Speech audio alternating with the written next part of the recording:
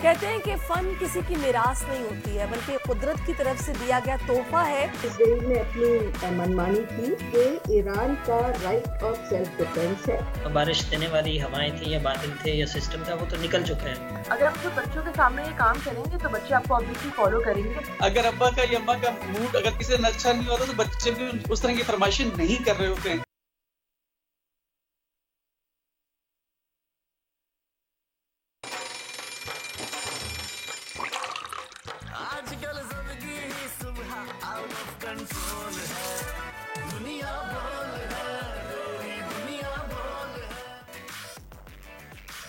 अस्सलाम वालेकुम नाजरीन, प्रोग्राम में आपको खुश आमदीद कहेंगे। मैं हूं आपकी मेज़बान सहरिश जुहेब और आपको पता है आज लंबी छुट्टियों के बाद पहला वर्किंग डे है। बहुत सारे लोगों को प्रॉब्लम हो रही होगी आज सुबह सुबह उठ के अपने ऑफिस जाने में, लेकिन जाहिर है ऑफिस जाना भी मजबूरी है, रूटीन का हिस्सा है। वापस हमें बैक टू लाइफ तो आना ही होता है छुट्टियों के बाद।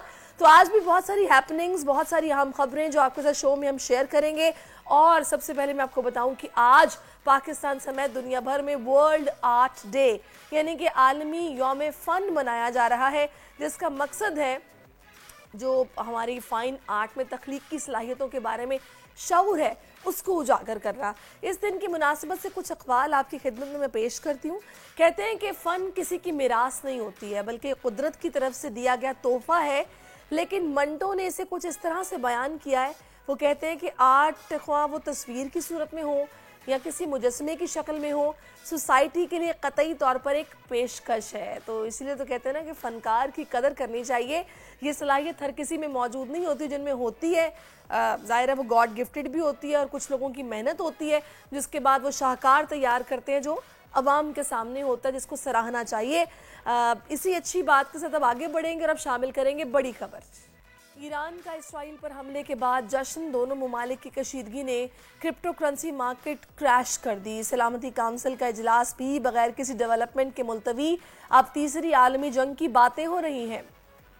कराची में बारिश के बाद मौसम सुहाना, लेकिन बिजली गिरने के वाक़यात ने लोगों में खौफ फैला रखा है। पंजाब और बलूचिस्तान में अमवात अफसोसनाक है।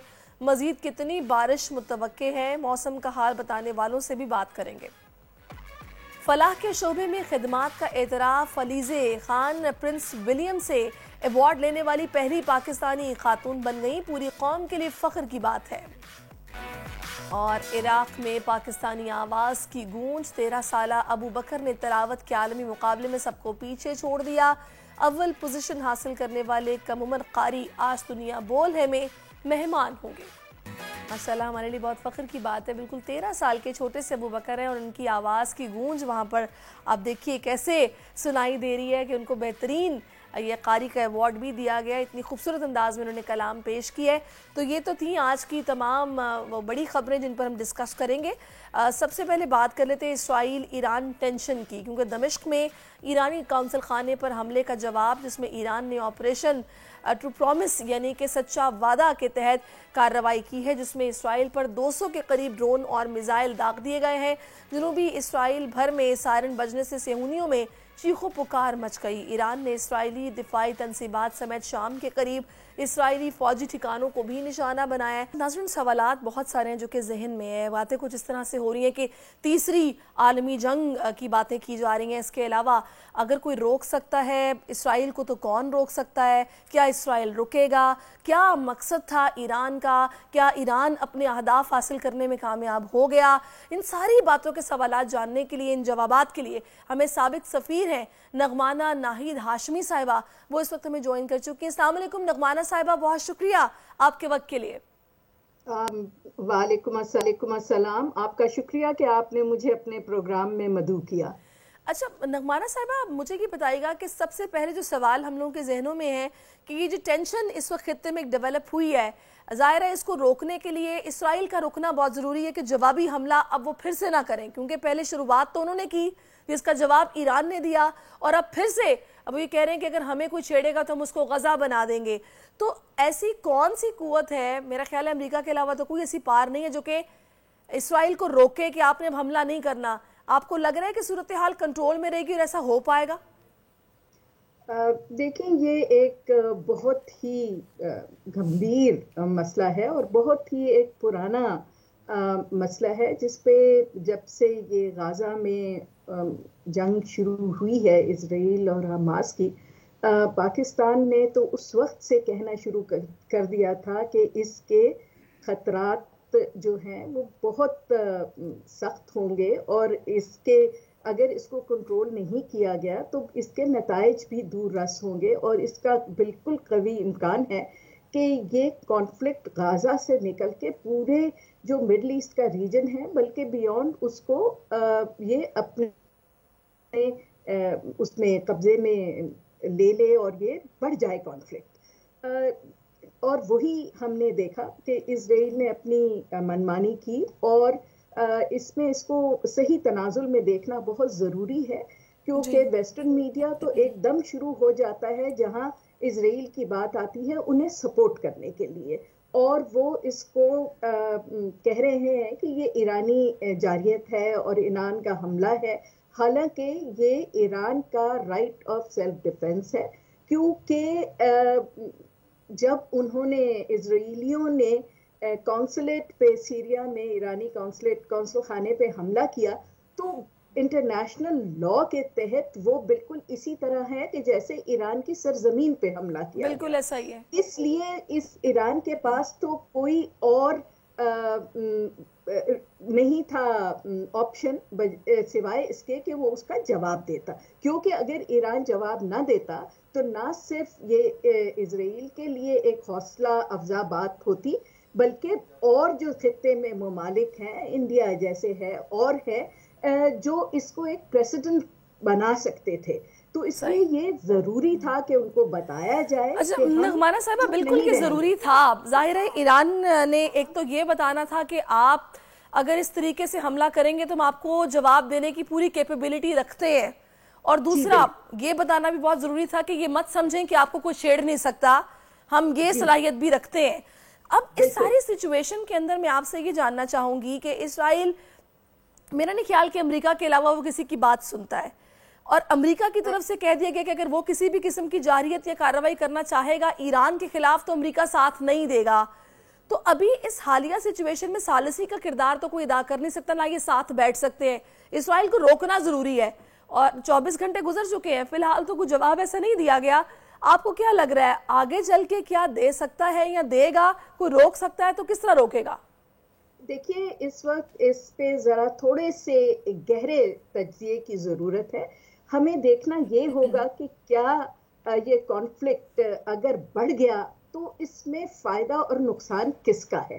देखिए इसमें फायदा तो किसी का भी नहीं है, इजराइल का फायदा भी नहीं है, अमेरिका का फायदा भी नहीं है, खित्ते के बाकी ममालिक का तो बिल्कुल ही इसमें फायदा नहीं है। इसीलिए आप देखें कि इस वक्त जो बाइडेन गवर्नमेंट है उसने बहुत क्लियरली कहा है कि जी इस पे अब एक इसके नीचे रेड लाइन लगानी जरूरी है कि इसको मजीद ना बढ़ाएं, और उसने ये भी साथ कहा है कि आपने अभी कहा कि इजराइल जो है वो अमेरिका के अलावा किसी की बात नहीं मानता, लेकिन अगर आप इसको जरा गौर से देखें तो इस वक्त इजराइल के जो प्राइम मिनिस्टर हैं वो बिल्कुल ही बुजुर्ग हो चुके हैं, वो तो अमेरिका की बात भी नहीं मान रहे, और अमेरिका को यही थोड़ी सी तशवीश है कि वो नेतन्याहू तो जो चाहते हैं सो करते हैं, और क्योंकि वहाँ इलेक्शन भी होने वाले हैं तो वो आपने देखा है कि किसी किस्म की किसी की जुरिस्डिक्शन जो है उसको एक्सेप्ट नहीं कर रहे। लेकिन अब इसके अलावा चारा भी कोई नहीं है कि इसमें जो अक़वाम मुत्तहिदा है कि सिक्योरिटी काउंसिल वो अपना किरदार अदा करे, और इसमें चीन ने ऑलरेडी कहा है कि जी ये बहुत खतरनाक एस्केलेशन है और हमें मल्टीलैटरलिज्म की तरफ दोबारा जाना चाहिए, और जो सिक्योरिटी काउंसिल रेजोल्यूशन है 2728 उसके तहत बैठ के जंग बंदी होनी चाहिए। और सॉरी टू इंटरप्ट यू, अब जिस तरह कि आपने कहा कि जो नेतन्याहू है वो किसी की बात नहीं सुन रहे, अमेरिका की बात भी फिलहाल वो नहीं सुन रहे हैं। अभी इस हालिया डेवलपमेंट के बाद हमने ये देखा है कि इस्राइल के अंदर लोग रैलियों की शक्ल में बाहर निकले हैं जो कि तंग है नेतन्याहू की पॉलिसी से, उनकी स्ट्रेटेजी से, और वो उनसे छुटकारा चाहते हैं और उनका इस्तीफा चाहते हैं। प्रेशर्स जो कि बिल्ड हो रहे हैं, नेतन्याहू पर वो अपने मुल्क के अंदर के अलावा बाहर से कहां से हैं कि जो उनको मजबूर करेंगे कि वो मामले को ठंडा ही करें? देखिए, इस वक्त आप पिछले अक्टूबर से देख लें कि पूरी दुनिया, जिसमें अमेरिका भी शामिल है और यूरोपियन पावर्स जो बिल्कुल अमेरिका के साथ खड़ी हैं, जहां इजराइल का सवाल आ जाता है, तो उन सब ममालिक में अब ये एक परेशानी है कि हुकूमत टॉपल हो जाएंगी और उनको बहुत ज्यादा अपने लोगों से ये अब तशवीश है कि वो लोग जो वहाँ पे बेतहाशा फ़लस्तीनी हैं, बेतहाशा मुसलमान हैं, और उसके अलावा ये जो गजा में हुआ है, इसने यहूदियों और क्रिश्चियंस को भी देखें डिवाइड कर दिया है। जो ज़ायनिस्ट हैं, एक्सट्रीमिस्ट क्रिश्चियंस या जूस हैं, वो अब नेतन्याहू को सपोर्ट नहीं कर रहे और इसकी वजह से अमेरिका में और यूरोपियन ममालिक में, बल्कि खासतौर पे अमेरिका में तो बहुत ज़्यादा इंटरनल पॉलिटिक्स पे असर पड़ेगा। और आपने को मालूम है कि नवंबर में अब इलेक्शन भी होने जा रहे हैं, तो अमेरिका तो बिल्कुल चाहेगा कि इसको थोड़ा सा यहीं कंटेन करे, क्योंकि उसके अलावा इस वक्त कोई सूरत नज़र नहीं आती। अब दूसरी तरफ लोग ये भी कहते हैं कि जो बहुत ज्यादा एक्सट्रीम है और इजराइल को सपोर्ट करते हैं, वो शायद वेस्टर्न पावर्स के ऊपर अंदर ही से ये डाले प्रेशर कि इजराइल को और मदद की जाए और वो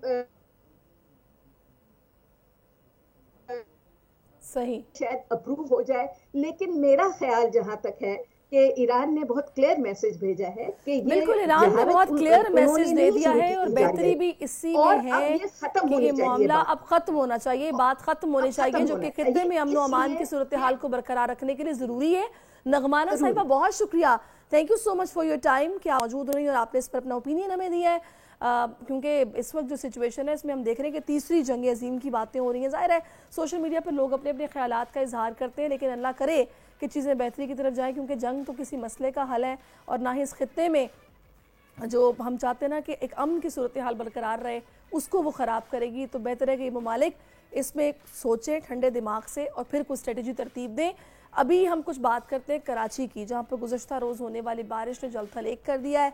शहर के कई इलाकों में तेज़ हवाओं के साथ बारिश से मौसम भी खुशगवार हुआ और महकमे मौसमियात के मुताबिक बरसात का सिलसिला आज भी जारी रहने का इम्कान है, जबकि 2 दिन बाद यानी कि जुमेरात को मगरबी हवाओं का दूसरा ताकतवर सिस्टम शहर में दाखिल होगा, जिसके बाद शहर में तेज़ बारिशें मुतवक्के है।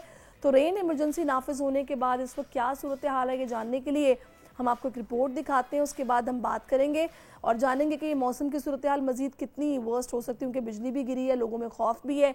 फिर बारिशें दायरा कराची में जब तेज़ होती हैं तो फिर बाहर निकलना मुश्किल हो जाता है, सड़कें तालाब बन जाती हैं।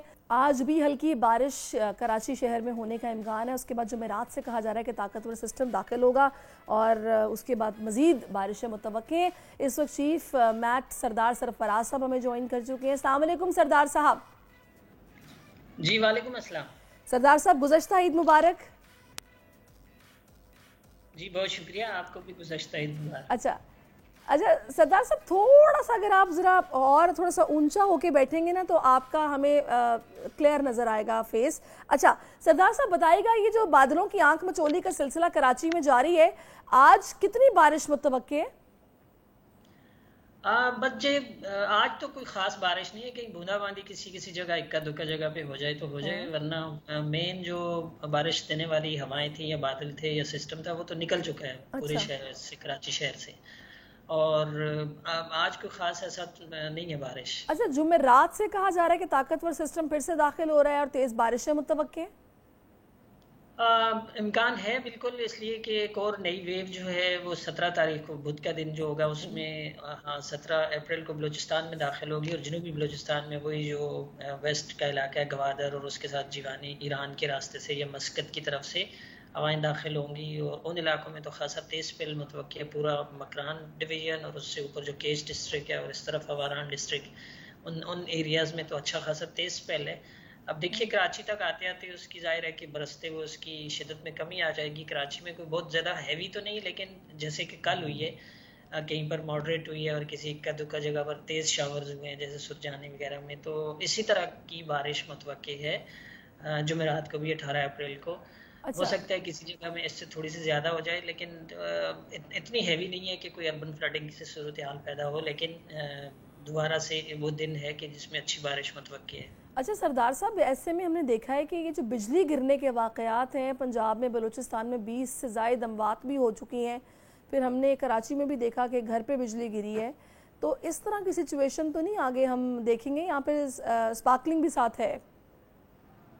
देखिए ये सिचुएशन हो सकती है, किसी भी वक्त कहीं भी हो सकती है, बिलखसूस जब दो एयर मासेस होती है ना, एक समंदर की तरफ से हवाएं जो मॉइस्ट एयर होती है, जो निस्बतन गर्म हवा होती है, समंदरी हवा, और उसके साथ जो इलाके लगे होते हैं, और दूसरी ऊपर से कोल्ड एयर अपर एटमॉस्फेयर से, ये नहीं 25-30 हज़ार फीट से जो हवाएं नीचे आती हैं, तो दोनों हवाओं का एक तरह से जहाँ मिलाप होता है तो वहाँ पर ये गरज चमक और लाइटनिंग और थंडरस्टॉर्म के ज़्यादा इम्कानात रहते हैं। और इस सीज़न में ख़ासकर ज़ाहिर है कि दिन में गर्मी भी पड़ रही होती है, तो वो हीटिंग की वजह से कन्वेक्शन मिलती है उसको, तो इसमें ज़्यादा चांसेस बढ़ जाते हैं। तो इसमें बिल्कुल इस महीने में इतनी, या इस सीज़न में पाकिस्तान में इतनी ज़्यादा अमवात एक ही स्पेल के दौरान लाइटनिंग की वजह से नहीं हुई। अच्छा, ये लाइटनिंग की जहाँ तक बात है तो सरदार साहब थोड़ा सा ज़रा मुझे इस हवाले से बताएगा, अगर आपको कुछ नॉलेज है, क्योंकि जो देखने सुनने वाले हैं ज़ाहिर है उनकी भी इस हवाले से रहनुमाई हो जाएगी।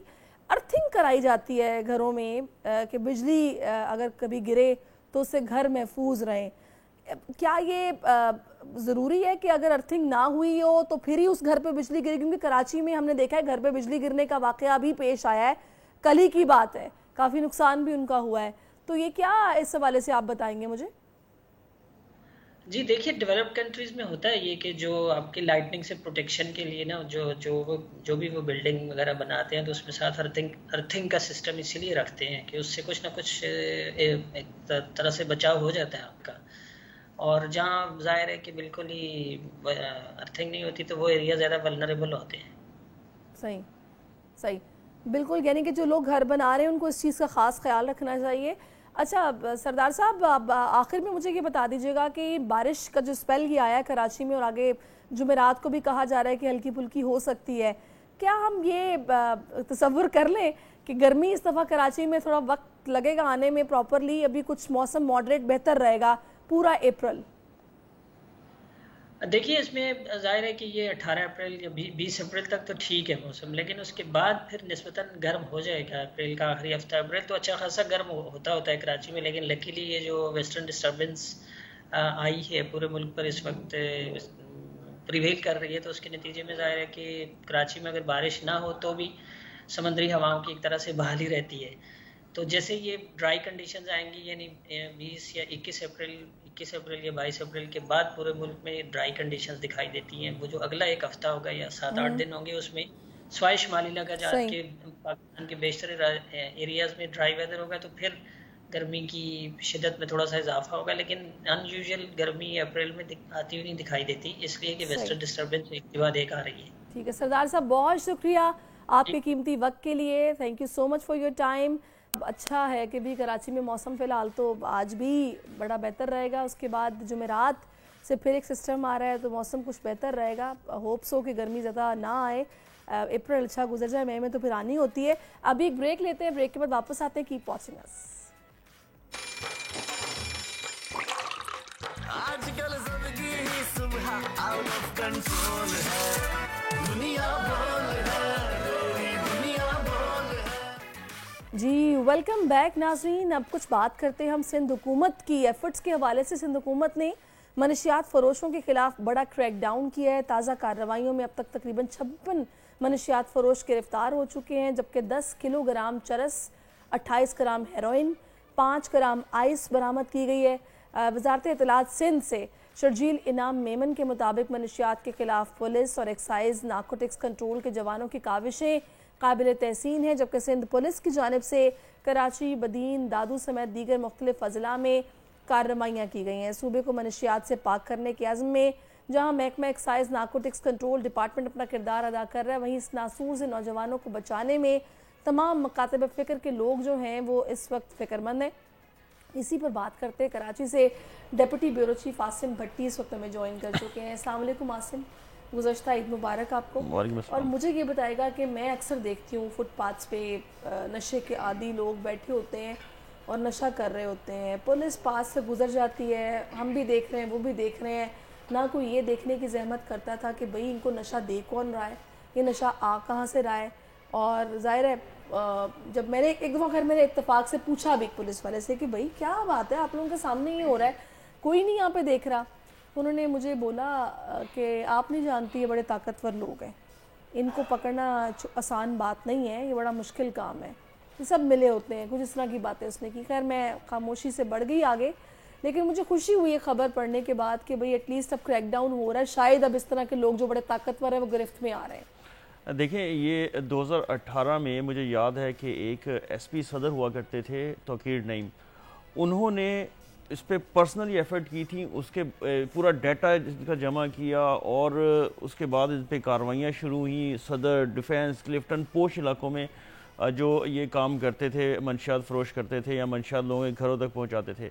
ये बड़ी खुश आइंद है कि सिंध हुकूमत ने यह बयान तो दे दिया है कि मंशियात के ख़िलाफ़ कार्रवाइयाँ करेंगे, क्रैकडाउन कर रहे हैं, लेकिन बदकिस्मती से जब हम सड़क पर चलते हैं तो हमें वही आप वाली बात है, मंशियात के आदि सैकड़ों की तादाद, दर्जनों नहीं सैकड़ों की तादाद में नजर आते हैं। इब्राहिम, हैदरी, रेड़ी, गोट, ये पूरे इलाके बर्बाद हो चुके हैं। सारे यहाँ पर गली मोहल्ले, घर का दरवाज़ा खुलता है तो बाहर मंशियात के आदि बैठे होते हैं और वो वहीं से ख़रीदते हैं, वहीं पर बैठते हैं। और दूर दराज इलाकों से लोग इन इलाकों में मंशियात लेने आते हैं। पाक कॉलोनी का इलाका है, वहाँ पर आपको जो आप जब जाएंगी और यहाँ जो लोग वहाँ से गुजरते हैं उनको सरेआम ये लोग दिख रहे होते हैं। तो एंटी नारकोटिक्स फोर्स जो है वो इस पर ज़रूर उनकी कार्रवाइयाँ हमने देखते हैं कि उनकी होती रहती हैं, लेकिन जो सिंध का महकमा एक्साइज है उनका भी शोबा है कि वो भी इस पे काम करे, लेकिन वो उसकी जानिब से हमें इस तरह बड़ी कार्रवाइयाँ होती हुई दिखाई नहीं देती हैं।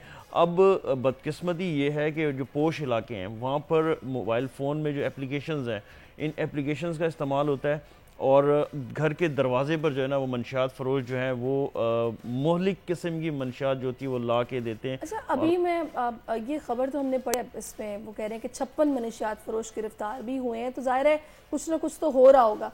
दूसरा मैंने देखा कि स्कूल कॉलेजेस में भी मनशियात का इस्तेमाल अब आम हो गया और वहाँ पर कौन सप्लाई करता है, उन बच्चों को कौन प्रोवाइड कर रहा है, कोई देखने वाला मौजूद नहीं था। इस हवाले से रिपोर्ट्स क्या हैं आपके पास? सहरिश, बिल्कुल जो मैंने 2018 की बात की ना तौकीर नईम वाली, उसने जो रिपोर्ट मुरतब की थी, उसने न सिर्फ रिपोर्ट मुरतब की बल्कि उन तालीमी इदारों में जा के वहाँ पर अवेयरनेस के लेक्चर दिए, असातिज़ा से रिक्वेस्ट की कि खुदा का वास्ता अपने बच्चों को, इन स्टूडेंट्स को संभालें। तौकीर नईम के यहाँ से ट्रांसफ़र के बाद मैंने नहीं देखा कि उस लेवल पे किसी ने इस पर काम किया हो। हत्ता कि ये जो मौजूदा आईजी हैं इन्होंने भी इस बात का एतराफ़ किया, साबका कुछ आला हुकाम है उन्होंने भी इस बात का एतराफ़ किया कि ना सिर्फ स्कूल कॉलेज में जो ये मंशियात बच्चों को दी जा रही है, बल्कि इस मंशियात की लत में लग के जब उनके पास पैसे नहीं होते तो वही बच्चे, वही स्टूडेंट्स, वही नौजवान नस्ल जो है वो फिर स्ट्रीट क्राइम भी करती है और उनको बासानी वो जब अपने लूटा हुआ माल जाके मंशियात के अड्डों पे देते हैं तो उनको उसके बदले मंशियात मिलती है। बिल्कुल कराची पार करते ही चीकू बाग है, उस बाग वहाँ पर उसका नाम चीकू बाग है, वहाँ पर जाते हैं, वो अपनी चोरी या छीनी हुई चीज़ उनके हवाले करते हैं और आगे से उनको मंशियात देते हैं और बच्चे इस्तेमाल कर रहे हैं। बहुत अफसोसनाक सिचुएशन में मैंने ये जो खबर अभी पढ़ी है इसमें ये भी है कि टीम्स बना दी गई हैं, तकरीबन 11 के करीब टीम्स हैं जो कि बाकायदा क्रैकडाउन कर रही हैं और लोगों को गिरफ्तार किया जा रहा है। ये किस तरह काम कर रही हैं, आपने ऑन ग्राउंड क्या देखा है? देखें, ये इंफॉर्मेशन बेस्ड कार्रवाइयाँ कर रहे हैं और इन्होंने जो स्टार्ट दिया वो पहले बड़े लेवल पे जो बड़े मंशियात के डीलर्स हैं उनकी तरफ उनके नाम जो शॉर्ट लिस्ट किए गए, कराची पुलिस की जानिब से उनके नाम शॉर्ट लिस्ट किए गए और इजलास में भी डिस्कस हुआ था कि जो मंशियात फरोश जो बड़े डीलर्स हैं उनके खिलाफ पहले क्रैकडाउन किया जाए। तो ये 11 टीमें सिंध के मुख्तलिफ अजला में, सिर्फ एक शहर में नहीं, मुख्तलिफ अजला में ये कार्रवाइयाँ करेंगी और इनकी सवाबदीद है कि ये एक से दूसरे ज़िले या दूसरे शहर भी जाके ये कार्रवाइयाँ कर सकते हैं। सही। अच्छा, अब आपने बासिम ये बताएगा कि हम देखते हैं वैसे तो कि इतने रिहैब बने होते हैं, ठीक है, वहाँ पर मनशियात के आदी अफराद का इलाज भी किया जाता है, लेकिन इस हवाले से जब तक कानून प्रॉपरली उस पर अमल दरामद नहीं होगा या फिर कानूनी कार्रवाई उस तरीके से क्रैकडाउन नहीं होते रहेंगे तब तक रिहैब्स भरते रहेंगे, मनशियात के आदी लोग जो हैं वो जन्म लेते रहेंगे और हम ये सारी सिचुएशन देखते रहेंगे। भी आपने तौकीर साहब की बात की है, क्या एक्सपेक्टेशन है आपको? ये जो अभी प्रोसेस शुरू हुआ है, ज़ाहिर नई हुकूमत है, काविशें फिर हुकूमत की होती हैं कि हम आवाम में मकबूलियत के लिए काम करके दिखाएं, ये चलता रहेगा ऐसे? क्या आपको नीयत क्या नज़र आ रही है इस वक्त? देखिए, जैसे अभी आपने खुद जिक्र किया ना, इस पुलिस वाले ने बताया था कि बड़े मजबूत लोग हैं, ये वाकई बहुत ताकतवर हैं, इतने ताकतवर हैं कि मेरी और आपकी सोच है। तो रिहेबिलिटेशन सेंटर में, रिहेबिलिटेशन में जाके वो बच्चे कुछ बेहतर तो होते हैं, लेकिन जब वापस इलाके में आते हैं तो उनको वही मंशियात दोबारा सामने दिखती हुई, इस्तेमाल होती हुई दिख रही होती है, वो दोबारा बर्बाद हो जाते हैं। प्रॉपर तरीके से सिंध हुकूमत जो है, सिंध हुकूमत अगर इस पर काम कर रही है और ये इसका तसलसल जारी रहा तो मेरे मुँह में खा के अगले 20 साल तक जो है ना, ये अगर लगे रहे तो फिर सिंध को पाक कर सकेंगे। अदरवाइज़ मंशात इतनी ज़्यादा इन इलाकों में, मोहल्लों में बासानी जो है वो जो उसका आदी है उसको मिल जाती है। बिल्कुल आप सही कह रहे हैं। चलिए, खैर एक अच्छा काम है, खुशाइंद है, ये एफर्ट्स अगर की जा रही हैं तो सिंध गवर्नमेंट ऐसे ही करती रहेगी तो इंशाल्लाह ये जो मनशियात के आदी लोग हैं, ज़ाहिर है इनको लत लगे, इससे भी बचेंगे, और कुछ ये गिरफ्त में आएंगे तो ये सिलसिला रुकेगा। और स्कूल कॉलेजेस में होना तो बहुत ख़तरनाक है। ज़ाहिर है हमारे मुस्तकबिल के आगे मेहमान हैं, हमारे हीरोज़ हैं, उनके साथ अगर ऐसे हो रहा होगा तो ज़िम्मेदारी तो रियासत की होती है, हुकूमत की होती है। तो देखते हैं कि सिलसिला किस तरह से आगे जारी रहता है। आसिम मेरे साथ ही है, मैं आपसे मज़ीद भी बात करूँगी, लेकिन अभी हमें बात करनी है हीरो पाकिस्तानी में। आज आपकी मुलाकात करवानी है लाहौर की एक ऐसी बाहिम्मत खातून से जो कि 2016 से कायम रुहेल फाउंडेशन की बानी है, और वो पहली पाकिस्तानी है जिन्हें प्रिंस विलियम की तरफ से डियाना लेगेसी अवार्ड भी दिया गया है। अलीज़े खान को फलाही खिदमात पर डियाना अवार्ड और कोविड हीरो अवार्ड से भी नवाजा जा चुका है। जबकि रुहेल फाउंडेशन की बात की जाए तो भूखों को खाना खिलाना, ज़रूरतमंदों की माली मदद करना, तालीम को आम करने का मिशन इनका सर फहरिस्त है। तो अलीज़े इस वक्त हमें ज्वाइन कर चुकी हैं, उनको वेलकम करेंगे। अस्सलाम वालेकुम अलीज़े, गुज़श्ता ईद मुबारक, बहुत शुक्रिया आपके वक्त के लिए। आपको भी बहुत ईद मुबारक। Thank you so much. Thank you. अच्छा अलीज़े, माशाल्लाह, सबसे पहले तो कॉन्ग्रेचुलेशंस कि आपको ये अवार्ड्स मिले, और क्या आपको महसूस हो रहा है? जाहिर है इंसान जब मेहनत करता है, उसका जब रिवॉर्ड उसको मिलता है तो फीलिंग्स तो आई थिंक सो कि बंदा नहीं बता सकता, एक्सप्रेस नहीं कर सकता। कुछ कोशिश करें थोड़ी सी एक्सप्रेस करने की। Sweet, thank you so much. Thank you. और बड़ी अमेजिंग फीलिंग है। हम जब काम शुरू करते हैं तो हम बिल्कुल ज़ीरो एक्सपेक्टेशंस रखते हैं अवार्ड की, और ये नहीं सोचते, लेकिन अगर अवार्ड मिल जाए जर्नी के शुरू में, एंड में, जब भी बड़ा एक अच्छी सेंस ऑफ मोटिवेशन होती है, बड़ी अच्छी सेंस ऑफ रिस्पॉन्सिबिलिटी होती है। और जो मेरी मोटिवेशन थी अवार्ड से पहले, अब बहुत ज़्यादा है। तो मैं कहती हूँ रिकग्निशन मिलना, और वो इंटरनेशनल लेवल पे एक बहुत ही मोटिवेटिंग और इनकरेजिंग एक्सपीरियंस होता है। ज़बरदस्त, बिल्कुल भाई, हमें फ़ख्र है आप पे। अच्छा अलीज़े, थोड़ा सा मैं आपको ना माजी में लेके जाती हूँ, थोड़ा पीछे चलते हैं। रुहेल फाउंडेशन का ख्याल जब आपको आया तब वो क्या हालात और वाक़यात थे कि आपने सोचा कि आपको खिदमत खल्क करनी है? तो बेसिकली जो जर्नी थी ये बहुत पहले स्टार्ट हो गई थी। लाइक वैसे तो एक्चुअली स्टार्ट हुई थी व्हेन आई वाज 16, लेकिन जो मैंने काम है वो 9 साल की उम्र में शुरू कर दिया था अपनी मदर के साथ। तो मैं पार्सल्स बांटना शुरू कर दिए थे, ऑर्फनेजेस में वॉलंटियर करना शुरू कर दिया था at a very young age. तो ये जो जर्नी है ये बड़ी स्टेडी और स्लो थी। छोटे छोटे स्टेप से शुरू हुई, जैसे ठंडा पानी देना, कचरा उठाना, फूड पार्सल्स बांटना, और आहिस्ता आहिस्ता फिर मैंने अपनी फैमिली से डोनेशंस इकट्ठे कर करके डिफरेंट प्रोजेक्ट्स किए। मैंने स्कूल में ग्रेड 6 में स्टार्ट कर दिया था काम। मुझे याद है कि स्कूल में कोई भी केस होता था किसी आयाबाजी का, गार्ड का, तो मैं पूरे अपने बैच से पैसे इकट्ठे करती थी, फिर हम डिफरेंट प्रोजेक्ट्स टारगेट करते थे।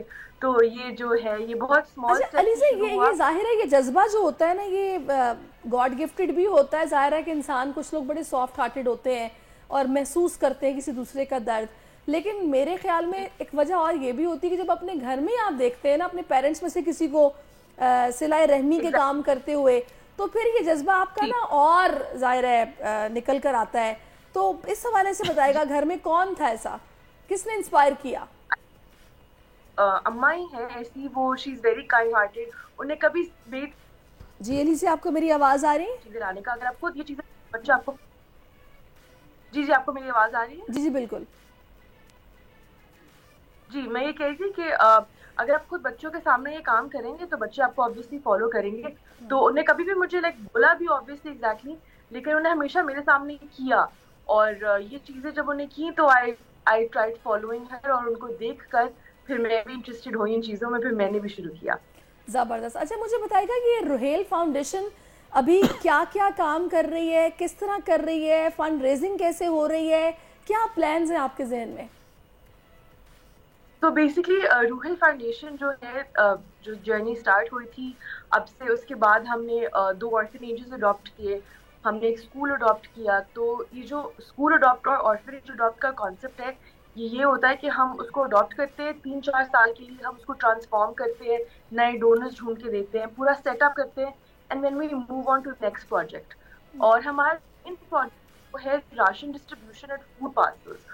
और जो food parcels and ration distribution है वो रमज़ान में तो बहुत ज़्यादा ऑब्वियसली होती है, हम क्रिसमस, ईस्टर, दोनों ईदों के ऊपर, एंड देन हम मंथली भी करते हैं for transgenders and for widows. हम मंथली फूड पार्सल्स देते हैं, जो हमारे कोटा पे जो नेम्स कोई लिस्ट होती है, we have like 25 transgenders, we have 30+ widows, हम उनको मंथली राशन भी देते हैं। एंड फिर हमारा मेन ये चीज़ है कि हम सिर्फ पंजाब में, लाहौर में काम नहीं करते, हम ऑल ओवर पाकिस्तान काम करते हैं, हम सारे प्रोविंसेस में काम करते हैं। मेनली हमारा जो काम है वो है बलूचिस्तान में है, हम सिंध में भी काम करते हैं।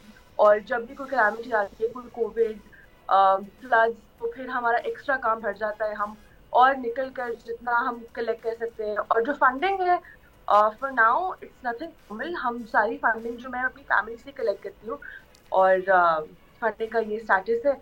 एंड इन द फ्यूचर हमारा यही प्लान है कि हम और डोनेशन इकट्ठी करके ज़्यादा एरियाज में एक्सपैंड कर सके, उस एरियाज में जा सके जहाँ पे नॉर्मल ऑर्गेनाइजेशंस नहीं पहुँच पाती। हम बलूचिस्तान में पेनिट्रेट करना चाहते हैं, और हम सिंध में और उन एरियाज को टारगेट करना चाहते हैं जहाँ पे नॉर्मल लोग नहीं पहुँच पाते, जहाँ पे एड नहीं पहुँच पाते। मोर पावर टू यू, बहुत अच्छी बात है, आपके बहुत अच्छे प्लान्स हैं। अलीज़े, मुझे ये बताएगा कि जब ये डियाना लेगेसी अवार्ड आपको मिला है, उससे पहले जब आपसे कांटेक्ट किया गया, ये जो एक्नॉलेजमेंट आपको इंटरनेशनली मिली है, इन्होंने किस तरह आपको अप्रोच किया, कुछ बताएंगे इस हवाले से? एक्चुअली ये आपको कोई नॉमिनेट करता है, तो वहाँ से मुझे उन्हीं की टीम मेंबर ने नॉमिनेट किया था फॉर द अवार्ड। उन्हें प्रॉपर रिसर्च करते हैं वो आपके ऊपर, जहाँ जहाँ आप काम करते हैं उनको कॉल करते हैं, प्रॉपर रिसर्च करते हैं, आई थिंक वो विजिट भी करते हैं। तो उन्हें मुझे सेलेक्ट किया सब कुछ करके, तो फिर उन्हें ईमेल की और बताया कि आप सिलेक्टेड फॉर दिस अवार्ड। और ये जो अवार्ड है ये पूरी दुनिया में 20 बच्चों को मिलता है, 20 यंग लीडर्स का अवार्ड है, तो इट्स अंडर 25 और 20 ग्लोबल यंग लीडर्स को मिला है, and I am the first Pakistani woman to receive this award. ज़बरदस्त, बहुत बहुत आपको मुबारकबाद। अच्छा अलीज़े, वैसे पाकिस्तान में फलाही काम करना भी इतना आसान नहीं है। दूसरा, हम यहाँ पर देखते हैं कि कुछ लोग प्रोफेशनली भी ज़ाहिर है उनको आदत होती है कि वो ये चाहते हैं कि बस वो मांग के गुजारा कर लें, और जो सफ़ेद पोश तबका होता है जो नहीं मांगता या फिर जो नहीं, ज़ाहिर है इज़्ज़त नफ्स उनकी मजरूह होती है, उनका भी वो हक मार लेते हैं। मतलब यहाँ पर डिफ्रेंशिएट करना बहुत मुश्किल हो जाता है सम टाइम कि कौन मुस्तहिक है, कौन मुस्तहिक नहीं है। तो आप लोगों का इस फाउंडेशन का मैकेनिज्म क्या है, किस तरह आप लोगों को ढूंढते हैं जो कि मुस्तहिक है और उनकी मदद करते हैं? तो जो रिसर्च वाला पार्ट होता है वो बहुत ही लेंथी होता है, और I think this is where you organisations to do the work, because जब आप निकलते हैं बांटने के लिए, तो आपको सड़क, आप कन्वीनियंस ढूंढते हैं, आपके पास इतना टाइम नहीं होता, आपको सड़क पे कोई मिल जाए, कोई स्लम्स में मिल जाए, आप जाके उनको दे देते हैं। बट विद ऑर्गेनाइजेशंस हमारा पूरा साल यही काम होता है। तो जो हमारा रिसर्च वाला पार्ट होता है उसमें हमें 2 महीने लगते हैं, और मैं खुद ग्रास रूट लेवल के ऊपर खुद रिसर्च करती हूँ, खुद जाती हूँ। तो हम डिफरेंट घर जाते हैं, हम घरों के अंदर जाते हैं, बिकॉज जो सफ़ेद पोश लोग हैं वो कभी भी सड़क पे निकल के बाहर नहीं आएंगे, और हमारी मेन टारगेट यही होता है कि हम सफ़ेद पोश लोग तक पहुँच सके, उन विडोज को टारगेट करें जो खुद निकल कर हमारे पास नहीं आएंगी। तो फिर हम उनके घरों में जाते सर्च करते हैं, हम उनकी बिल्स वगैरह चेक करते हैं। अच्छा अलीज़े, फाइनली कोई मैसेज अगर आप इस प्लेटफॉर्म से देना चाहें तो आप दे सकती हैं। बस यही मैसेज है कि सब अपनी अपनी लेवल पे थोड़ी एफर्ट करें, और हर कोई एफर्ट करे। अगर हर इंसान एफर्ट करने लग गया तो फिर कुछ सालों में हमें कुछ करने की जरूरत नहीं पड़ेगी इंशाल्लाह। तो अपने बच्चों को सिखाएं, खुद जितना आपका एक्ट छोटा हो बड़ा हो वो मैटर नहीं करता, बस आप किसी ना किसी तरह ह्यूमैनिटी को हेल्प करने की कोशिश करें, कम्युनिटी को हेल्प करने। बहुत अच्छी बात आपने की है। Thank you so much Alizeh, बहुत शुक्रिया आपके वक्त के लिए, जॉइनिंग अस। आसिम, मैं आपका भी शुक्रिया अदा करूंगी। अभी नाज़रीन हमें एक ब्रेक लेना है, ब्रेक के बाद वापस आपकी खिदमत में हाजिर होते हैं। देखते रहिए दुनिया बोल है।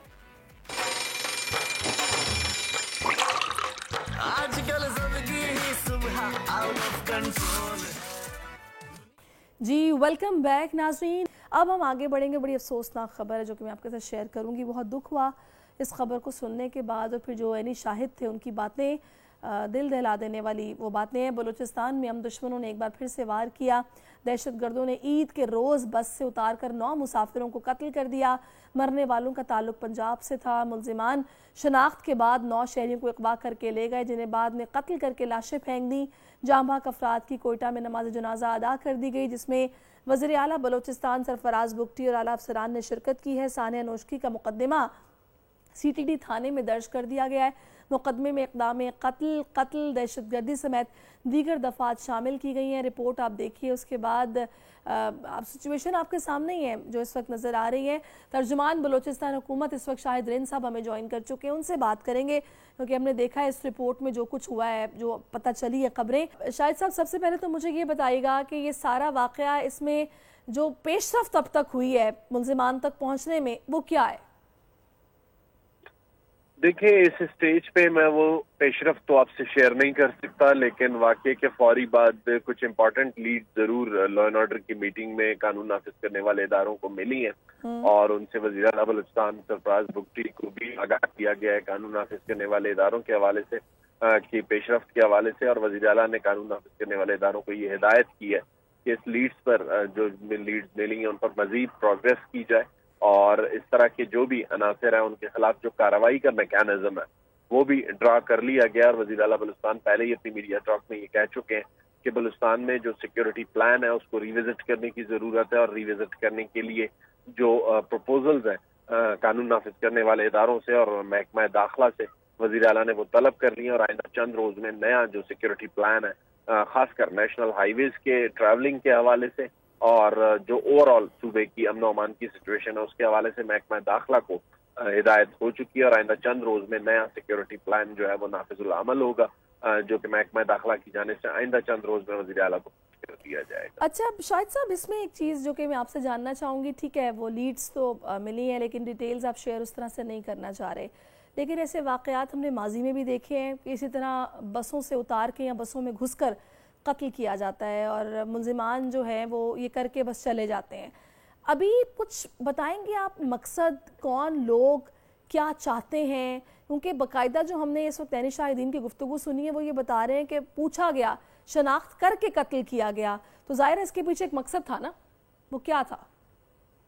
देखिए, सबसे पहला सवाल ये है कि हमें ग्लोरीफाई करने की जरूरत नहीं है उन लोगों को जो कि जिसे कहते हैं दहशत फैलाना चाहते हैं और जिसे कहते हैं वो उसे तासुब की बुनियाद पर फैलाना चाहते हैं, वो उसे नस्ली बुनियादों पर या मजहबी बुनियादों पर किसी भी बुनियाद पर फैलाना चाहते हैं। वो मकसद ऐसा है, उस मकसद में उनका जो मकसद है मैं नहीं चाहूंगा कि मैं उस पर कमेंट करूं क्योंकि वो मकसद ऐसा है कि जिस मकसद के तहत वो जो भी उनकी तरीक़ाकार है काम करने का, क्या उसकी इजाजत रियासत का आइन और कानून देता है? नहीं देता।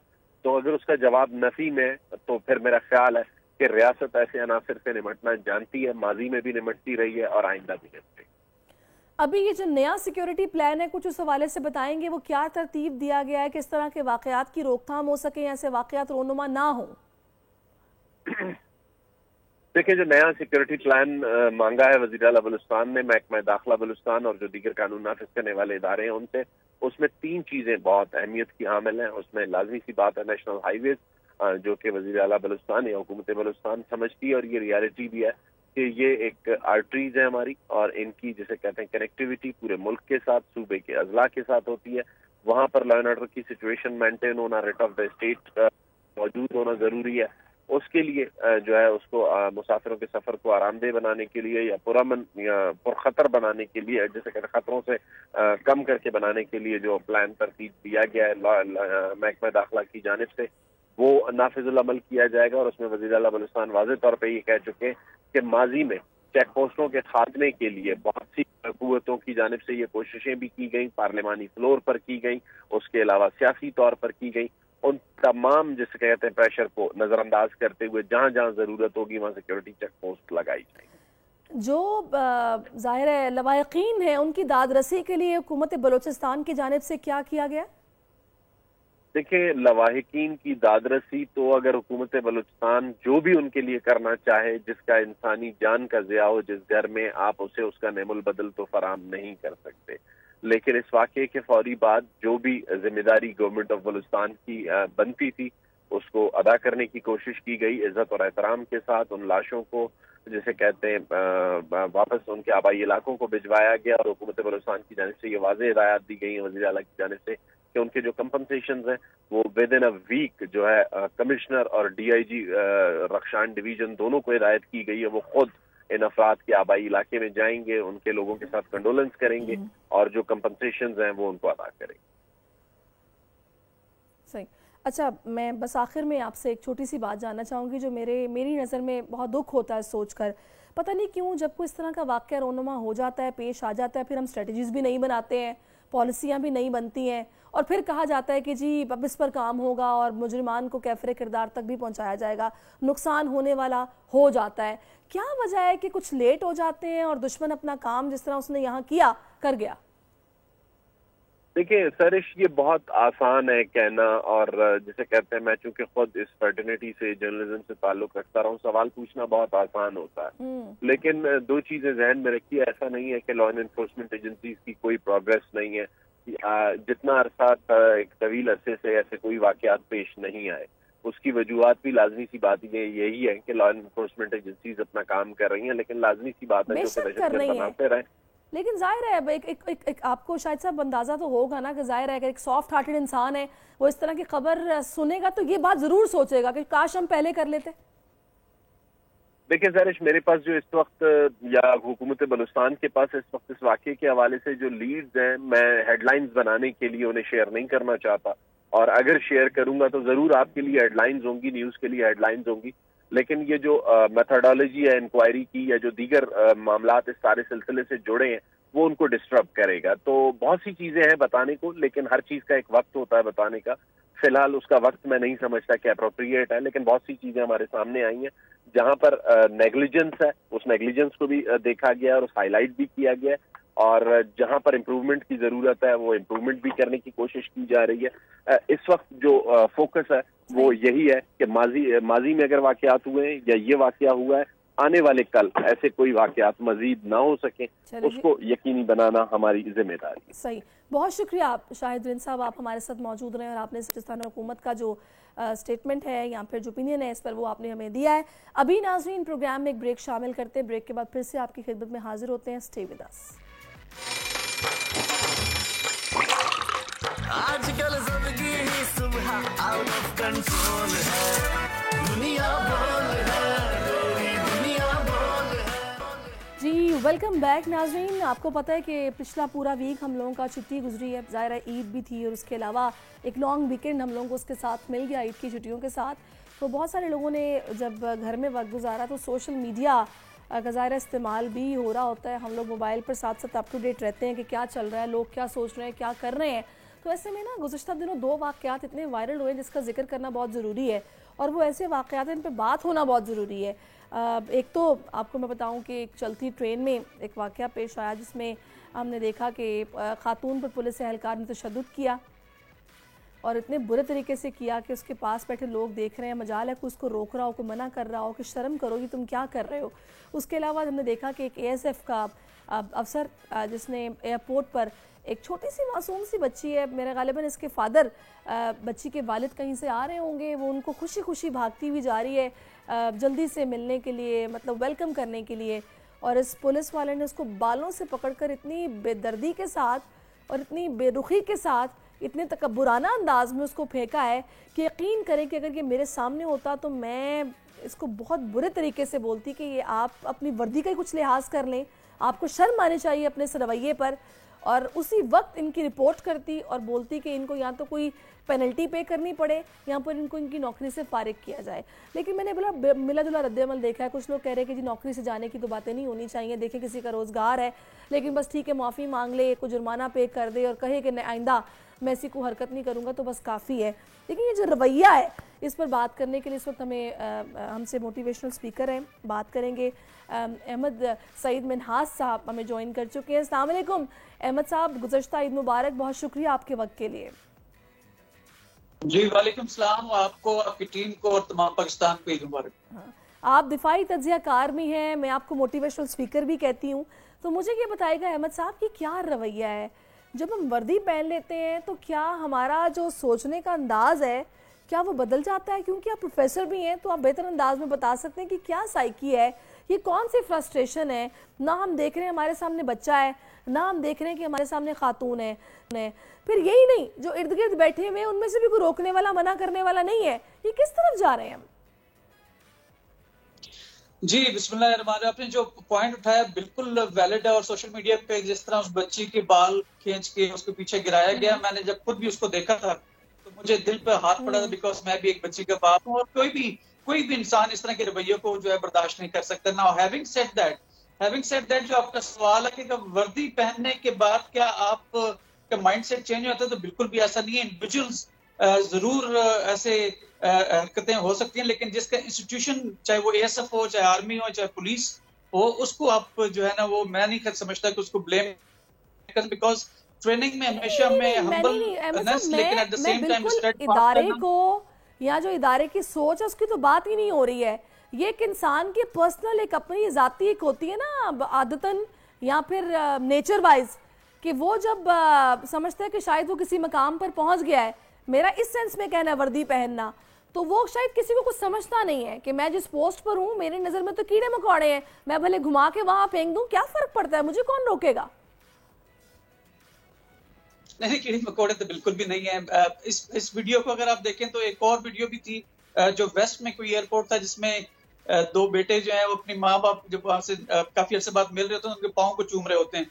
तो ये वेस्ट में और जो हमारे इसमें साउथ एशिया के अंदर जो कल्चर है उसके लिहाज से भी आप थोड़ा सा कह सकते हैं यहाँ सिक्योरिटी कंसर्न्स ज्यादा होते हैं, तो शायद में भी वो इतना वो टेंस हो सिक्योरिटी को लेके कि उसने इस तरह की हरकत की हो, या उस दिन उसका one of the bad day कोई हो। आई एम श्योर कि वो बंदा ने जिसने ये हरकत की है जब दोबारा इस वीडियो को देखा होगा तो खासा नादिम हुआ होगा। और हमारा जो सोशल स्टेटस है या सोशल स्ट्रक्चर या सोसाइटल डिमांड्स है, आई एम श्योर कि उस एएसएफ के एहलकार को, उसकी अपनी फैमिली ने, उसके बच्चों ने उसको खासी जो है उसको एक एहसास दिलाया हो कि आपने बहुत हेल्प की है। और जब कोई ऐसा बहुत शर्मिंदगी हुई होगी। सही, मैं जब कोई इस तरह का देखती हूँ ना सीन, तो मुझे ऐसे लगता है कि ये मर्द हजरात शायद अपने घर में बच्चों के साथ भी इनका यही सलूक होता होगा, ख़वातीन के साथ भी यही सलूक होता होगा, शायद घर वालों के लिए कोई नई बात नहीं होगी। ज़ाहिर है इस बंदे का मिजाज ऐसा है, वरना कोई मासूम बच्चे के साथ ऐसे कभी नहीं कर सकता, इम्पॉसिबल बात है। मुझे ये बताएगा कि जो ट्रेनिंग्स होती हैं ज़ाहिर है इन तमाम सर्विसेज के लिए, क्या उनमें इस हवाले से ट्रेन किया जाता है कि अगर आप एक पब्लिक ज़ाहिर है सर्विसेज के लिए मौजूद होंगे तो आपका रवैया अवाम के साथ कैसा होना चाहिए?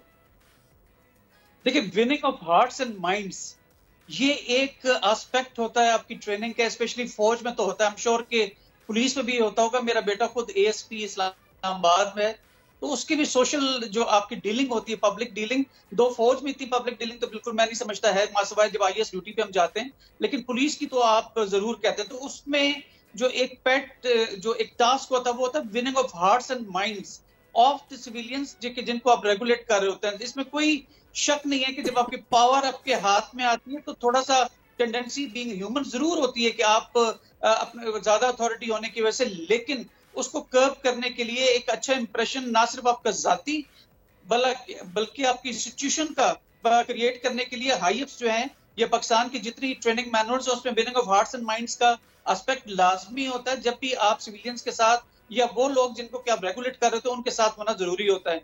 एक पर्सनल किसी का जो फ्रिक्शन ऑफ सेकंड के अंदर या फ्लिप ऑफ मूवमेंट के अंदर अगर कुछ किसी से हुआ तो मैं समझता हूँ वो इक्का दुक्का इंसिडेंट्स हैं, बहुत ज्यादा नहीं है। हाँ ये लेकिन जरूर है कि लेकिन जब आप सर अहमद साहब आपको बिल्कुल आप सही कह रहे हैं, इक्का दुक्का केसेस ऐसे होते हैं, लेकिन अब तो सोशल मीडिया का दौर है, इतनी ताकत है सोशल मीडिया में कि जाहिर है इस तरह के केसेस रिपोर्ट होते हैं और उस पर फौरी एक्शन भी लिया जाता है। कुछ खबरें ऐसी हैं कि इन्हें मुअत्तल कर दिया गया है, बरतरफ कर दिया गया है नौकरी से, लेकिन मैं बड़ी अच्छी बात है कि इदारे ने फौरी तौर पर एक्शन लिया और इस तरह के अफसर को फारिग किया नौकरी से, क्योंकि इस तरह के रवैये नाकाबिले बर्दाश्त है। लेकिन मुझे ये लगता है कि अक्सर हम ये सुनते हैं ना कि एक अजीब साइकी है कि जनाब आज जो साहब बैठे हैं उनका मूड अच्छा होगा तो मेरा काम हो जाएगा।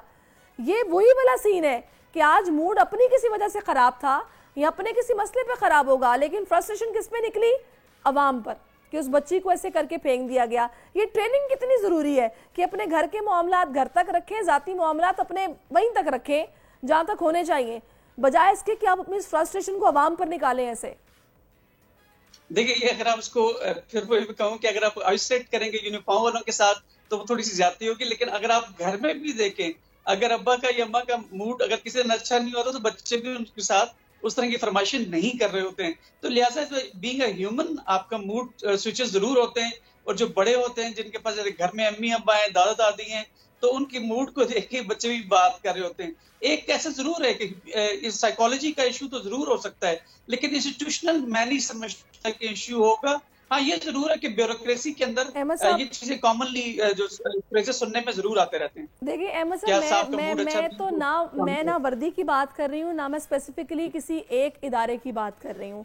देखिए साहब आप भी हो सकते हैं, साहब चले जी साहिबा मैं भी हो सकती हूँ कि अगर मैं कोई काम कर रही हूँ किसी दूसरे को मेरे से कोई काम है तो जाहिर है वो मेरा मूड देखेगा कि भाई आज इनका मूड ख़राब है, मैं इससे ये बात नहीं करता, किसी अच्छे वक्त पे कर लूँगा तो चलो ये मेरे काम आ जाएंगी। मैंने इस सेंस में कहा है कि ये जो यहाँ खड़े हैं ये सर्व करने के लिए खड़े हुए हैं, जाहिर है इनको फॉलो करना हमारी भी जिम्मेदारी है, हमारा फ़र्ज़ है, क्योंकि जाहिर है यहाँ पर जो भी कवायद हैं या फिर एक प्रॉपर मैनेजमेंट को लेकर वो चल रहे हैं, उनकी रिस्पॉन्सिबिलिटी तो हमें फॉलो करना है। लेकिन ऐसे में अगर वो ऐसा बिहेव करेंगे तो ज़रा तनकीद तो होगी, तभी इन्हें बरतरफ भी किया गया है।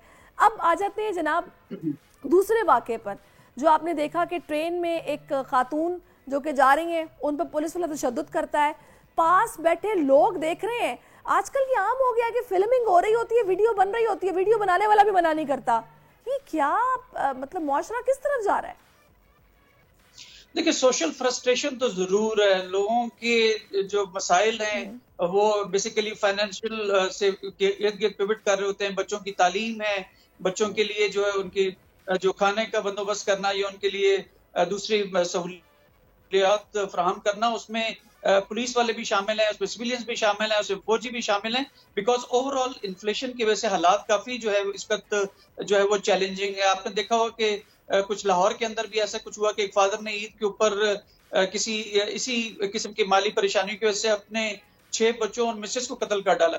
तो फ्रस्ट्रेशन तो जरूर है सोसाइटी के अंदर, लेकिन ये टॉलरेंस की जो चीज है वो सोशल मीडिया से भी निकल के आती है। आप हर वक्त सोशल मीडिया के ऊपर जो इस तरह की चीजें देख रहे होते हैं कि जो सनसनी फैलाती है, आपको फ्रस्ट्रेट करती है, आपको जो इस तरह के नैरेटिव्स बना के हमारे दुश्मनों ममालिक आपके दिमागों को पोल्यूट करते हैं। आप देखिए हम रात 2 बजे तक, मैं खुद उसका विक्टिम हो जाता हूँ कभी कभी, कि मैं जब देखूँ तो इसमें फ्रस्ट्रेशन जरूर बढ़ी है। जो मैं फ्रस्ट्रेशन की बात हो रही है अहमद साहब, आखिरी बात इस पर कहूंगी जिस पर मैं चाहूंगी आप कमेंट भी कर दें।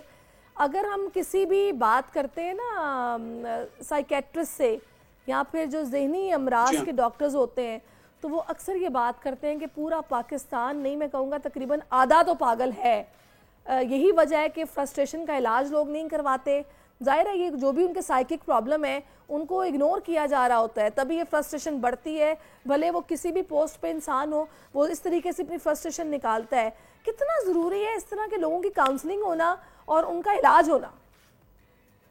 देखिए साइकाट्रिस्ट के पास जाना पाकिस्तान में बड़ा मायूब समझा जाता है। वो कहते हैं पागलों का डॉक्टर है शायद जो उसको इलाज कर रहा है, तो मैं नहीं समझता कैसा होना चाहिए। मैं एक यूनिवर्सिटी में हूँ तो हमारी जो मुख्तलिफ इंडस्ट्री है वहां पर भी इवन जो सोशल काउंसलिंग के लिए आपने साइकोलॉजिस्ट रखे होते हैं जो लोगों की जो एब्रप्ट किस्म के बिहेवियर होते हैं उसको कंट्रोल कर रहे होते हैं। आप इवन डिसीजंस लेने होते हैं, mean being a vice chancellor of a university, मैंने कुछ डिसीजंस लेने होते हैं तो मुझे खुद काउंसलिंग की जरूरत होती है कि जिसमें आप काफी सारी स्ट्रेसेस को जो है ना वो पीछे रख कर तो आप ऐसे फैसले लेते हैं कि जिसमें आपकी ऑर्गेनाइजेशन का भला हो सके। अगर आप गुस्से में होंगे, अगर आप लिमिटेड विजन के साथ किसी चीज को देखेंगे तो इश्यूज तो आएंगे। तो लिहाजा पाकिस्तान में इस चीज की अवेयरनेस को लाना इंतहाई जरूरी है कि जिसमें इंतहाई आप जरूरी है। सोशली बिहेवियर को इम्प्रूव करने के लिए उनकी मदद ले आप। सही।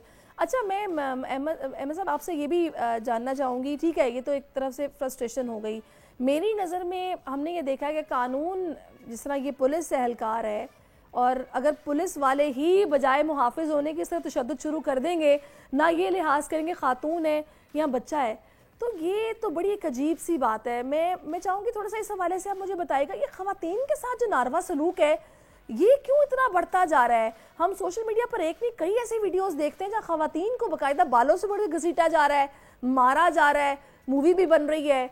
इस्लाम से ये दूरी है, क्या है ये?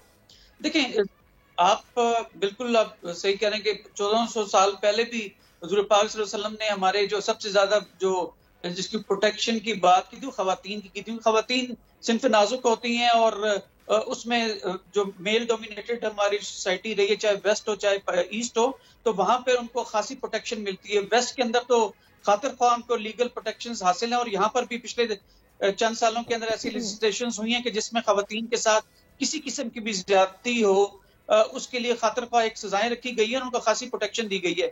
लेकिन still we need to improve. Police का कल्चर जरूर है जिसके सिलसिले में काफी जो सूबाई सब्जेक्ट है, तो उसमें आईजी रेस्पेक्टिव पुलिस रिफॉर्म्स की बात करते रहते हैं। आपने देखा होगा सड़कों के ऊपर अपने मोबाइल से लोगों को वो देख रहे होते हैं, फूल भी दे रहे होते हैं वो आईजी के हुक्म पर, ताकि एक ट्रस्ट का रिलेशनशिप जो है वो बिल्ड हो सके। लेकिन police culture remains a issue not only in Pakistan but elsewhere also in. अगर वेस्ट में आप देखें, अमेरिका में, वहां पर भी ये पुलिस जो है पॉइंट ब्लैंक रेंज के ऊपर इम्प्रूवमेंट की जरूरत है, इस पर काम होना चाहिए, क्योंकि ये खातून जाहिर है ये इनके बारे में बताया गया कि ये जान से ही चली गई, जिस तरह पुलिस वाले ने तशद्दुद किया है, और एक की तो जमानत पे रिहाई भी हो गई है, और ये जमानतें इनकी जब्त होनी चाहिए और इनको बिल्कुल कैफरे किरदार तक पहुँचाना चाहिए कि इस तरह से कैसे इन्होंने तशद्दुद किया कि एक खातून जान से ही चली गई। बहुत शुक्रिया आपका अहमद सईद मिना साहब, आप हमारे साथ मौजूद रहे हैं और आपने अपना वक्त हमें दिया है। अभी हम कुछ गुज़श्ता हम देख रहे हैं 10 से 15 साल में सोशल मीडिया का इस्तेमाल बहुत तेज़ी से बढ़ा है, जो एक बहुत ही ख़तरनाक रुझान है। दुनिया के बेशतर ममालिक में इस पर तहकीक शुरू हो गई है कि सोशल मीडिया के नुकसानात को कम से कम करने के लिए क्या इक़दाम किए जाए। सवाल ये पैदा होता है कि मनफी ख़बरों से सारिफीन ख़ुद को कैसे महफूज रख सकते हैं। इसी हवाले से हम बात करेंगे। इस वक्त डिजिटल राइट्स फाउंडेशन के एग्जीक्यूटिव डायरेक्टर निगत दाद साहिबा वो हमें ज्वाइन कर चुके हैं। अस्सलाम वालेकुम निगत साहिबा, बहुत शुक्रिया आपके वक्त के लिए जी। अच्छा, असद बेग साहब ने हमें ज्वाइन किया है जी। अस्सलाम वालेकुम असद साहब। जी अस्सलाम वालेकुम, कैन यू हियर मी? जी जी, I can hear you. Thank you so much Asad sahab for your time. आप भी डिजिटल राइट्स एक्टिविस्ट हैं। मुझे ये बताएगा कि हम अक्सर ये सुनते हैं कहते हुए लोगों को कि भाई आपके पास ये सोशल मीडिया नाइफ है, आप चाहें तो इससे किसी का गला काट दें, आप चाहें तो फ्रूट्स वेजिटेबल्स काटें, अपने हेल्थ पॉइंट ऑफ व्यू से सही इस्तेमाल करें, ये आपकी मर्जी है। लेकिन ये जो नुकसान है इसको कम से कम करने के लिए आजकल आपको पता है misinformation, fake information, fake propagandas, campaigns, ये इतना ज़्यादा हो गया है कि इससे बचना बहुत ज़रूरी है। कैसे बचा जाए? देखिए, बड़ा ज़रूरी इंपॉर्टेंट और सवाल है ये। सबसे पहले तो एक मैं थोड़ा सा यहाँ पे आपको एक बात की तस्दीक कर दूं कि जनरली जो हमारी अंडरस्टैंडिंग है ना सोशल मीडिया की, या बल्कि इंटरनेट की कर लें, क्योंकि सोशल मीडिया तो एक छोटी सी चीज़ है इंटरनेट पे, वो बहुत लिमिटेड है। अच्छा, अब यही जो अंडरस्टैंडिंग है यही हमारे पॉलिसी मेकर्स की है और यही वो बाकी स्टेक होल्डर्स की है मुल्क में जो बहुत इंपॉर्टेंट किरदार अदा कर रहे हैं। अच्छा, अब मसला यहाँ पे ये आता है कि अभी तक हमने जो काम किए हैं मिस इन्फॉर्मेशन को रोकने के लिए, उनकी नेचर ज्यादातर लेजिस्लेटिव है और उस पे हमने क्रिमिनल फ्रंट पे काम किया है। मसलन हमने ये सोचा है कि हम जो स्पीच है उसको क्रिमिनलाइज कर दें, फलां चीज को बंद कर दें, फलां चीज को जो है वो फलां को अरेस्ट कर लें एंड सो ऑन। जो असल काम करने वाला है वो अभी तक हमने नहीं किया, और असल काम जो पूरी दुनिया में जो मुल्क कर रहे हैं, फिनलैंड फॉर इंस्टेंस एक बहुत अच्छी एग्जांपल है, जहां पे मीडिया एंड इंफॉर्मेशन लिटरेसी की तालीम दी जाती है लोगों को, बच्चों को, इस यूनिवर्सिटी के स्टूडेंट्स को, बड़ों को, बूढ़ों को, कि आपने जो इंफॉर्मेशन कंज्यूम करनी है वो कैसी होनी चाहिए, उस पर क्रिटिकल थिंकिंग का क्या तरीकाकार है, और उस जो मिस इन्फॉर्मेशन है उससे बचना किस तरह है, उसको पहचानना किस तरह है, मोर इम्पोर्टेंटली। अच्छा, अभी मुझे अनफॉर्चुनेटली ये कहना पड़ता है कि शायद हम वहां तक पहुंचे भी नहीं है अभी तक इस पे सोचने के लिए कि हम ये पाकिस्तान में किस तरह करें, ये जितना मैं इस पे एम्फेसाइज कर सकूं उतना ज्यादा कम होगा कि मीडिया एंड इंफॉर्मेशन लिटरेसी जिसको हम कहते हैं, उसको हमें बहुत ज्यादा स्पेस देनी पड़ेगी पाकिस्तान के सिविल सोसाइटी की स्पेसेस में, पाकिस्तान के लेजिस्लेटिव सर्कल्स में, पॉलिसी मेकिंग स्पेसेस में एंड सो ऑन। अब मुझे डर इस बात का है जी, देखें कि अभी तक इस पे सोचना भी शुरू नहीं किया, और हम अब ऑलरेडी उन मुल्कों में से एक है जहां पे मिस इन्फॉर्मेशन से बहुत ज्यादा नुकसान हो सकता है। अब देखिए इंडिया की एग्जांपल हमारे सामने है।